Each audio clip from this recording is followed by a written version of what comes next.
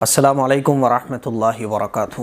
پہلا سوال پوچھا ہے کہ نمازی کے سامنے سے ہٹنے کا حکم کیا ہے؟ اگر کوئی آدمی نماز پڑھنے والے کے ٹھیک آگے بیٹھا ہو تو کیا آگے بیٹھنے والا آدمی دائیں یا بائیں سے نکل سکتا ہے؟ براہ کرم جواب دیں۔ ہم لوگ نماز پڑھ رہے ہوتے ہیں مسجد میں اور ہمارے ٹھیک آگے کوئی بیٹھا ہوا ہوتا ہے یا وہ بھی نماز پڑھ رہا ہوتا ہے۔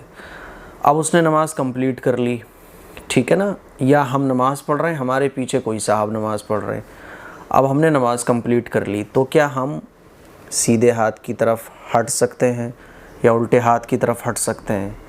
اس کا مسئلہ انہوں نے پوچھا ہے، کیونکہ بہت سارے لوگ جو ہے نا وہ ان کے پیچھے اگر کوئی نماز پڑھ رہا ہو اور وہ نماز پڑھ رہے تھے، اب ان کی نماز کمپلیٹ ہو گئی، پھر بھی وہ بیٹھے رہتے ہیں، وہ یہ سمجھتے ہیں جب پیچھے والے کی نماز کمپلیٹ ہو جائے گی تبھی میں یہاں سے ہٹ سکتا ہوں۔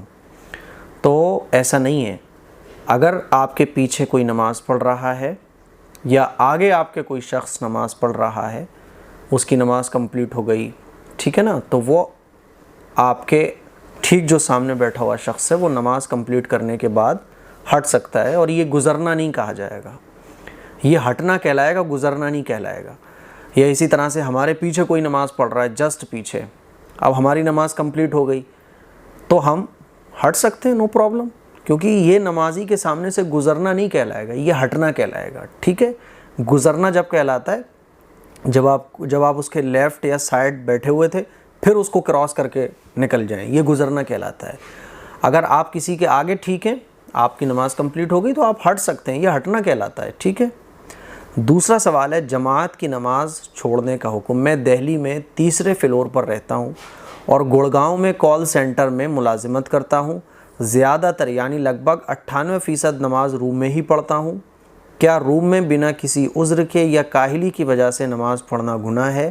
کیا ایسا کرنے سے صرف جماعت کے ثواب سے محروم رہوں گا یا گناہ بھی ہوگا؟ اگر گناہ ہے تو کیا کبیرہ ہے یا صغیرہ؟ جماعت کے ساتھ نماز پڑھنا یہ سنت مؤکدہ ہے، بعض علماء نے اس کو واجب بھی کہا ہے، ٹھیک ہے۔ تو بغیر کسی عذر کے اگر آپ جماعت کے ساتھ نماز نہیں پڑھتے ہیں، جماعت کو چھوڑ دیتے ہیں، تو یہ سنت کو چھوڑنے والے آپ کہلائیں گے، اور اگر اس کی عادت بنا لیتے ہیں تو حضور علیہ الصلوۃ والسلام کی شفاعت سے بھی محروم ہو سکتا ہے وہ شخص جو مسلسل سنت مؤکدہ کو چھوڑتا ہے۔ اسی لیے جماعت کو نہیں چھوڑنا چاہیے۔ اگر جماعت کے ساتھ آپ نماز پڑھ سکتے ہیں، پاس میں مسجد ہے تو جا کے جماعت کے ساتھ نماز ادا کریں، اور آپ کے ساتھ 3-4 لوگ اور ہیں تو آپ کسی بھی جگہ پر خود بھی جماعت کر سکتے ہیں، لیکن جماعت کے ساتھ نماز پڑھنا چاہیے۔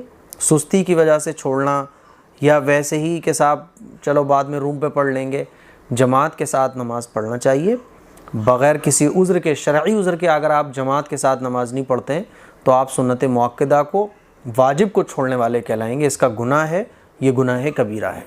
نمبر 3، کھانسی آنے کی صورت میں اذان کیسے دیں؟ مؤذن صاحب اذان دے رہے تھے، درمیان میں کھانسی ہونے لگی، وہ اذان کے کلمات آگے کہہ ہی نہیں سکتے ہیں، تو آپ دوسرا آدمی اذان کہے گا تو کہاں سے شروع کرے گا؟ پہلے سے کہیں یا جہاں سے باقی ہے وہاں سے کہیں؟